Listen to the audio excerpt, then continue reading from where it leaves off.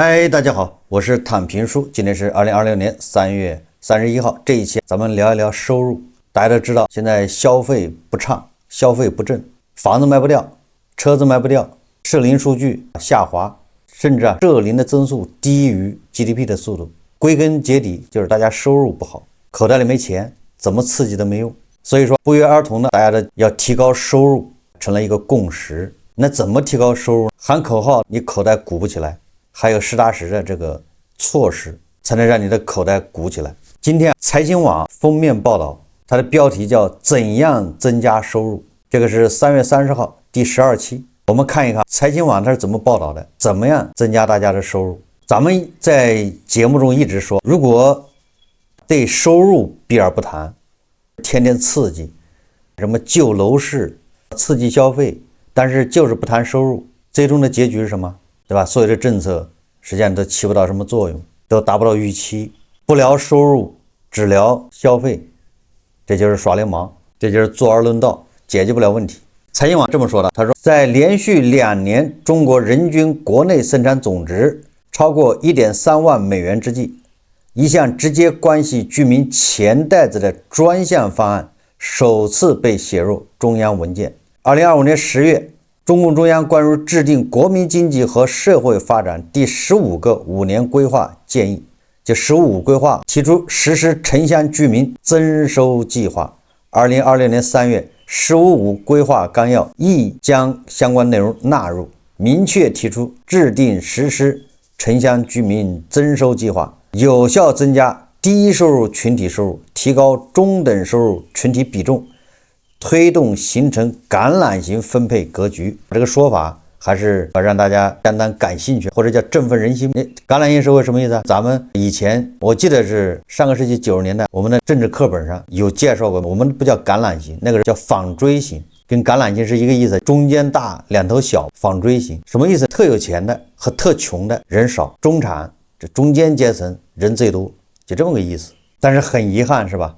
最近我們聊得更多的，我們看到的、聽到的、身邊發生的都是中產返貧，也就變成一個叫什麼？本來是叫金字塔型，後來從金字塔型演變成圖釘型，是吧？這個大家恐怕都有所了解。就我們現在個圖釘一樣的，有錢人和中產都是那個細杆，下面堅如磐石的圖釘那個帽，那是大多數，也收入分配出了問題。財新網的前面的意思就是上面已經重視到這個問題了，也要從收入這塊，在15這塊要關注增加收入，尤其是底層人的收入，讓這個社會向橄欖型發展，要增加中產中等收入的人群的數量。這個說法是好的。中國人均 GDP 自2018年起突破1萬美元，自2024年開始連續2年超過 1.3 萬美元，但消費仍需提振成為共識。研究表明，中國居民消費率較世界主要經濟體偏低，居民消費受到就業、收入水平、收入預期、社會保障體系、消費環境與供給等多種因素影響，但收入分配中存在的種種問題成為制約消費的重要因素。对，這麼多原因裡面，總得有主有次的，主要原因還是收入低。如果大家年薪都是100萬的，那消費自然就起來了。現在年薪4、5萬的，你說讓他怎麼消費？只能填飽肚子，維持一個最低這種生活狀態。業內人士認為，居民收入增長計劃並非簡單國家給居民發錢，其內涵豐富，包括保持合理的經濟增長速度，完善收入分配等制度機制。他這個說的我是很贊成的，我很認可。也就很多人認為，要居民收入增長，最簡單辦法就是錢。花錢那個東西只能是應急，就是比如說在特殊時期，因為大家都沒收入，但是大家按揭貸款還要還，信用卡要還，但是你沒有收入，你比如口罩，那這個時候要發錢，那属於救急。但是如果你靠發錢來解決分配問題，那最終你就跟什麼津巴布韋，甚至伊朗、阿根廷，過去的阿根廷、委内瑞拉一樣。如果發錢能解決問題，那不就是印錢嗎？這個跟米萊說的，如果印錢能解決問題，那印文憑大家都是博士。發錢，你這個錢得有出處，你這個錢從哪來的？如果印出來的，那就完了。如果說從胡一靜老師的退休金裡面是摳出來一塊，那這個還可以，但是你就得罪了胡一靜老師。胡杏老師他就不同意，是不是这个逻辑啊？中央財經領導小組辦公室原副主任楊偉民近期表示，中國居民消費佔總需求的比重低，主要是國民收入分配中居民收入佔比低，居民收入差距大，低收入群體規模大，收入低，所以在投資出口有效拉動經濟增長同時，要讓消費拉動的發展模式同樣強勁起來，這就要求不斷完善收入分配制度。這個楊偉民說的也是有道理的，這是原副主任，就是他退休之後就敢說話了。也就是這個大的蛋糕，咱們一直在說國民經濟 GDP 這個大蛋糕一直在增長，5%的速度在增長，但是為什麼牛馬韭菜它不快樂，壓力越來越大，越來越焦慮？所以說這個分配出問題了，這個分配只分到牛馬這兒的錢和大頭的錢失衡了，我覺得大頭是越分越多，牛馬的越來越少。他說，落實5年規劃一個重要方式是制定實施更具可操作性專項規劃。現在提出居民增收計劃是第一次，也是這麼多年第一次，在文件裡面說要提高大家收入。那看落實的怎麼樣？那看5年以後到底能實現到什麼程度？要提出更具體的目標指標和有力度的政策。這個國家金融與發展實驗室主任張曉晶對財新表示他如果物價長期低迷，不僅影響企業盈利，從而影響到居民的當期收入，更會惡化未來的收入預期，從而進一步制約消費，這就是通縮，這就是惡性循環，恐怖螺旋。因此，落實居民增收計劃，一方面是實施一攬子增量政策，走出物價低迷，擴大就業，促進居民收入增長；另一方面，提振消費和暢通國內大循環。表面上看是居民消費問題，其實核心堵點是分配。說來說去就是分配問題。張曉晶認為，中國存在勞動報酬份額偏低，居民人均可支配收入佔比不足，預防性儲蓄高企等問題。因此，要推進存量改革，分好蛋糕，優化宏觀分配格局。比如，通過投資於人，使得政府部門財富向居民部門，特別是低收入群體適度轉移。根據財新了解，有關方面就促進居民增收已形成初步方案，有望釋放更多務實的政策改革舉措。中國在抓住科技是第一生產力，大力推進科技創新，同時已將擴大內需納入國家發展戰略規劃，正在採取措施營造良好的消費環境，增加醫療、教育等公共支出，繼續健全和完善社會保障體系，特別是農村居民社保制度，以消費需求為導向，推動構築內需型產業結構等。張曉晶對財新表示，結合十五規劃綱要和政府工作報告等表述看，城鄉居民增收計劃目標和導向更加清晰，同時也更加有抓手，能落地。可重點關注在完善工資正常增長機制，健全勞動者權益保障機制，強化再分配調節功能，拓展生產性、財產性收入渠道等方面推出改革舉措。說這麼多，說來說去就是分配。這個分配不是說企業和職工之間的分配，實際上是政府和居民部門，企業也是居民部門。我認為這種分配，你比如說政府它通過中石油中石化，通過煙草，那利潤是大大的，整個 GDP 就以國企、央企他們也參與，他們已經從中拿走很多，國企壟斷了，在政府還有稅、各種基金、各種費、土地出讓，對吧？拿走多少？剩下的一點點才到民營企業，才到民營企業的那些職工，才到居民。保持經濟有質量的持續增長，是居民收入增長、提振內需的基本前提。這個大家都懂，也就是經濟你還增長，你經濟在萎縮，蛋糕在萎縮，那你怎麼分也解決不了問題。所以說經濟還要發展，蛋糕還要再增大，在蛋糕增長的同時，要分配要越來越公平。文章說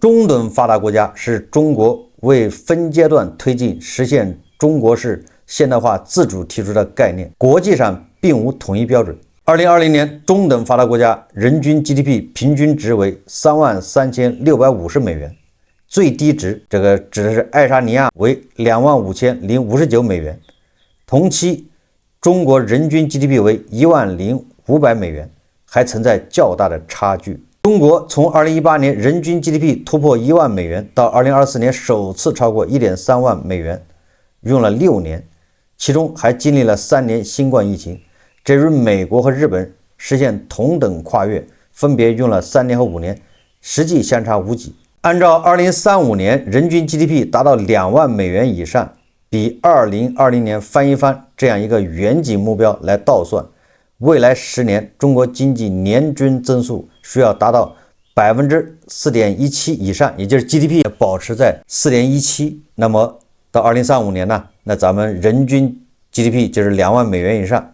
考慮到近年中國還處於經濟动能轉換期，2026年經濟增長目標設定在 4.5% 到 5%， 屬於務實之舉，但也說明經濟增長的挑戰仍艱巨。文章以日本為例，日本曾在上世紀60年代推出致力於增加国民收入的行動方案。經歷2戰後經濟修復，日本經濟在上世紀50年代末進入高速增長階段，但相比同期世界發達國家，受益於科技革新和廉價原油的因素，日本的產業結構和技術水平落後於歐美，國際競爭力偏弱，而普通國民也未分享到經濟復甦的成果，國民收入偏低且貧富懸殊，城鄉區域間、大小企業間發展差距拉大。針對當時日本經濟社會發展的諸多弊端，池田勇人在1959年參選中提出月收入翻倍論，1960年上台組建內閣後，隨即吸納時任政府官員下村治等的建議，推出了所謂的國民收入倍增計劃。日本上世紀60年代就提出了國民收入倍增計劃。參照人均 GDP 等收入水平標準，中國目前階段與日本上世紀80年代較為接近。日本1981年人均 GDP 首次突破1萬美元，到1992年突破3萬美元，花了11年時間，但此後20-30年裡則踏步不前，從而被稱為失去的20年、30年。美國人均 GDP 在1978年首超1萬美元，但直到1997年才突破3萬美元。貧富分化問題也更嚴重，但社會創新能力和內需強勁，持續增長能力強。美國的人均 GDP 在2021年約7萬美元，2025年在高通脹推動下達到了9萬美元。這人均 GDP 是咱們的多少倍？據國家統計局測算披露，2021年全國居民收入人均可支配收入35128元，相比2012年16510元，累計增長113%，年均名義增長8.8%。扣除價格因素後，年均實際增長為 6.6%， 比同期人均 GDP 實際增速快 0.5個百分點。財經網說，不過近年來居民收入增速出現放緩，這數據就說了，咱們收入增速都放緩，所以你就焦慮，你壓力大呀，对吧？收入放緩了。李石團隊根據其入戶調查數據，重點觀察了2013年到2023年居民收入增長情況，發現2013年到2018年間，人均年收入實際增速保持在 6% 以上，較高水平。2018年到2023年，各收入水平人群收入增長明顯放緩，也就是2018年到2023年這5年，人均收入在放緩，也在增長，它增速放緩。低收入人群年均實際收入增速為 1.4%， 中等收入群體增速降至 3% 以下。國家統計局數據顯示，除了個別年份波動，2018年以來全國居民人均可支配收入實際增速下滑至 5% 到 6% 的水平，并且2018年到2022年人均这個可支配收入增速是低於 GDP 的，也就是 GDP 在增速快，但是我們可支配收入增速是很慢的，就這麼個意思。2023年到2024年，居民人均可支配收入每年分別增長 6% 和 5.1%， 超過 GDP 實際增速。2025年居民人均可支配收入增長 5%， 與經濟增長持平。研究者大多認為居民收入佔比偏低，正是當前制約消費的主要原因。這指的是居民收入佔國民總收入的比重，也就是居民、企業、政府3大部門之間收入分配格局。上海財經大學校長劉元春測算，中國居民消費率過低， 2020年為 38.8%， 低於同等人均 GDP 水平。阿根廷還是 63%， 波蘭是 53.6%， 西班牙是 51%， 泰國的 49%， 美国是最高 68%， 我們只有 38.8%。 他表示，這並非一個簡單的短期現象，原因有多方面，如邊際消費傾向低、基尼係數偏高等。更重要的因素是國民收入初次分配中，居民部門佔比較低。在國民收入初次分配中，中國的居民部門佔比 60.6%， 較世界平均水平低 5.5個百分點。企業部門和政府部門分別佔 24.7% 和 14.7%， 比世界平均水平高 5.6個和 0.1個百分點。中國銀行研究院根據經濟合作與發展組織數據估算結果類似，在國民收入初次分配中，2008年到2020年，中國居民部門收入佔比均值是 51.4%， 明顯低於美國的 65%， 也低於德國的 54%， 低於日本的 58%。企業部門佔比均值為 35.4%， 較美、英、德、日等國都要高。在再分配中，2008年到2020年，中國居民部門收入佔比均值 58%， 較美國的 77.4% 差距進一步拉大，略低於德國的 58.09%。 從美國和日本等與中國發展相似的階段相比，中國居民部門收入佔比偏低。這些都是財經網人家引用的數據。那從數據上看，咱們居民的收入佔 GDP 的比重，不要說比美國了，就比其他的國家都低得多。我們簡單的理解就是，你牛馬天天幹活，一天9個小時，但是你得到的少，跟世界其他國家比，這就是真相。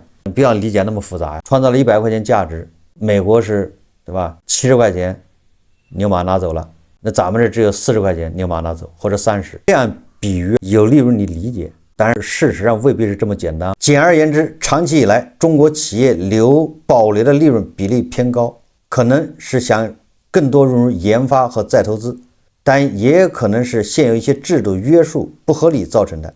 但居民收入偏低的問題現已反噬經濟增長動能，也是當下企業內卷化嚴重的一個重要原因。但是這個說法我就覺得要打個大大的問號了。他說中國的企業保留的利潤比例比較高，那這個言下之意就是居民的收入低是因為企業留得多，這個我們要警惕。也就是說你要掰開了看，中國企業是什麼企業啊？它這裡面是包含了央國企，比如中國煙草、中國石油、中國石化、中国移动、工商银行这些垄斷的，它也叫企業。鐵路、騰訊、華為它也是企業，也混在裡面，再加上小企業都叫企業。他說企業留得多，那你把這企業留得多，你把企業再掰開看看誰留得多，那恐怕也是央國企。你只能把這些掰開了揉碎了看，你才能看到問題根本所在，否則你就籠統的說企業留得多。那好了，那你企業給員工加薪，就提高員工收入沒毛病，但是你說這些民營企業他加得起嗎？一加他就好多都要關門了，本來這企業就幹不下去了，你讓他加薪，央國企加薪他願意，對吧？你說加薪了，對吧？那好，給員工加薪。所以說大家仔細想想，就覺得就不是個味兒，你總覺得哪裡有問題。改革開放以來，相比居民收入絕對水平的增長，中國居民收入佔比偏低的分配格局尚未有明顯改觀，在一定程度上抑制了經濟發展潛能的充分釋放。中國銀行研究院的測算顯示，以2008年為節點，中國居民消費率與居民收入佔比均呈現先降後升的態勢，兩者具有較強的一致性。好，這是財經網它介紹主要各種數據，從這數據上掰開了揉碎了，告訴大家是居民可支配收入增速比 GDP 要低，這個收入佔 GDP 的比例，無論是跟發達國家還是發展中國家比，我們都是偏低的。那怎麼辦呢？財經網說，增輸收促消費的路徑要從根本上解決消費問題，關鍵仍在於收入分配改革。羅智恆認為，提振消費需破解消費能力、消費意願、供給對需求的適配性三大核心問題。消費能力與收入分配直接相關，居民有足夠的收入才能消費。消費意願與公共資源配置，尤其是財政支出結構改革緊密相連。財政提高醫療、教育、養老支出規模，以降低居民負擔。居民就願意消費，供給對需求的適配性則涉及企業部門市場準入與產權保護改革。唯有讓企業生產出消費者真正需要的高品質產品和服務，才能實現供需良性互動。當然，也有人說，做大蛋糕奠定城鄉居民增收的經濟基礎，是實施城鄉居民增收計劃的基本前提。把經濟增長保持在合理區間，優化經濟結構，擴大就業規模，穩步提升全要素生產率，促進居民收入增長。搞過企業的人都懂，你要做过企業、做过生意的人都懂。如果你想保持增長，那你賺的錢就不能全分、全發下去。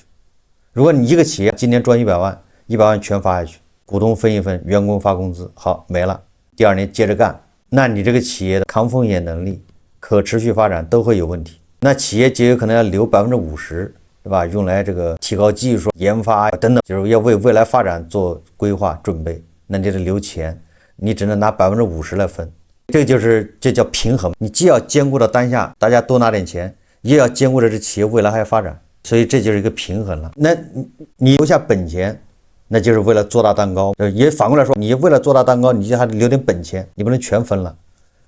所以這也是一派的觀點，那就是說，那就怎麼樣要分多少合適。萬博新經濟研究院院長滕泰提醒，就業收入由市場力量主導，是勞動力供求關係、企業收入和盈利狀況決定。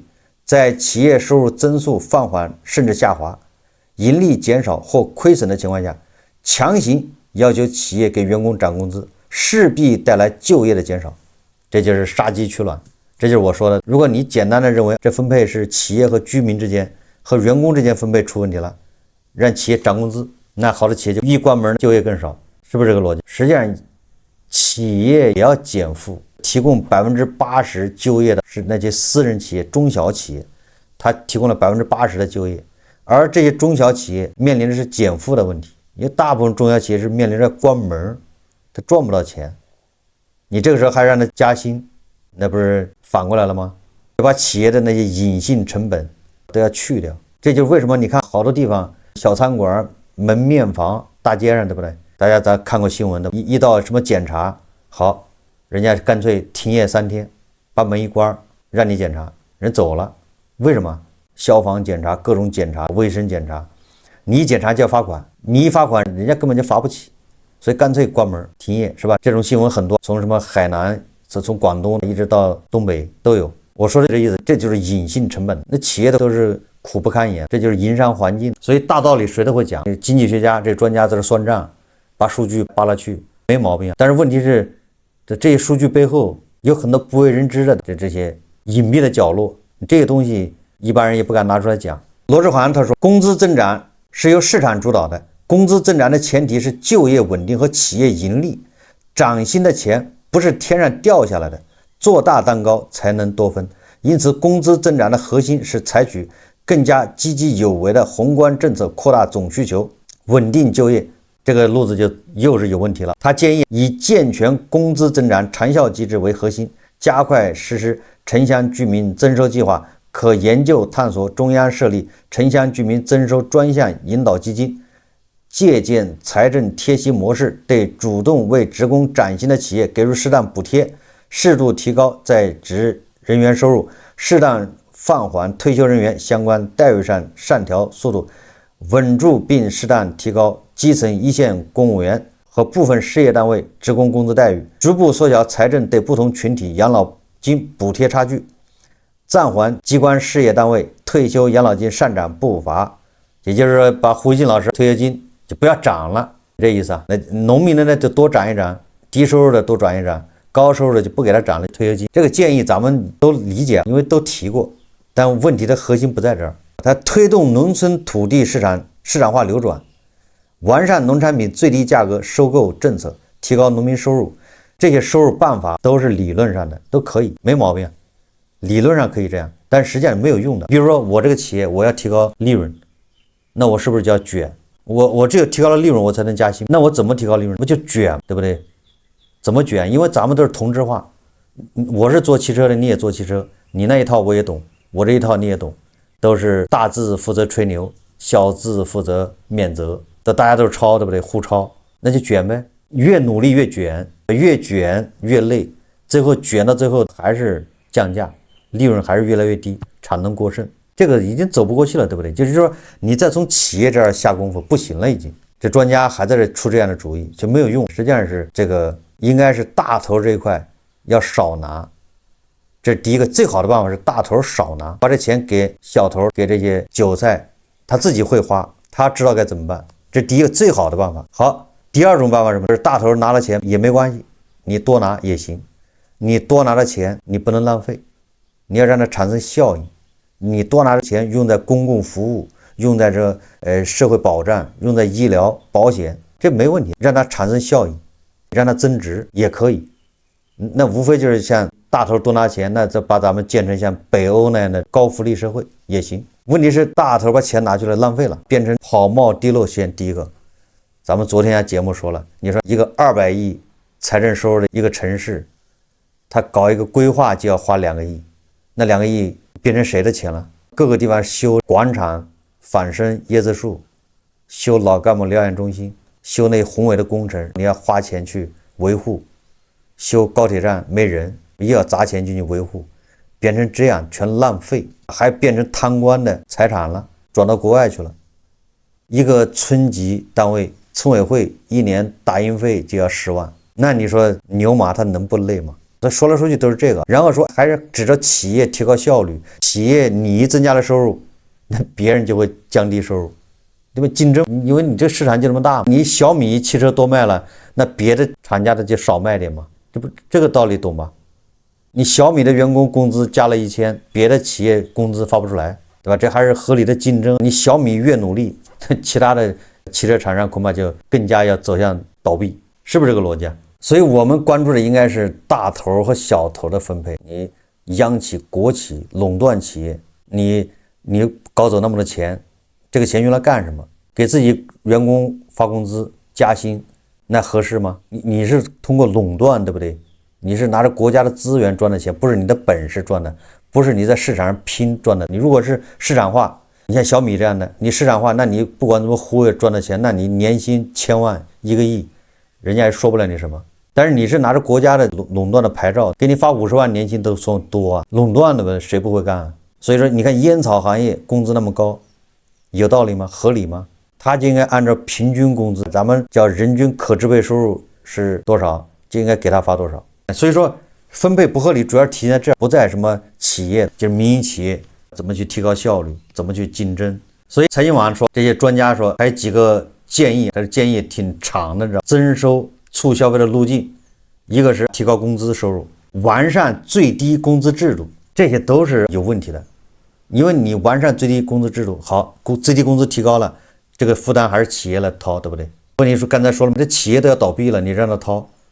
就像去年9月份的說，那個餐館要給員工交社保，那好的餐館人家就關門，立馬關門，交不起。餐館本來就幹不下去了，你還讓他給員工交社保，員工也沒工作了。所以最後一看這個一刀切有問題，趕緊出來解釋。也就是說啊，整個文章的意思就是怎麼樣提高大家的收入，讓大家口袋的錢多起來。那行了，我們口袋的錢多起來，從哪兒？這個錢從哪兒來的？我們文章剛開始就說了，如果我們是印出來的，那你最後就是通貨膨脹，最後就是錢不值錢，最後就是什麼？津巴布韋、伊朗和阿根廷以前委内瑞拉都是這個意思，就是崩潰。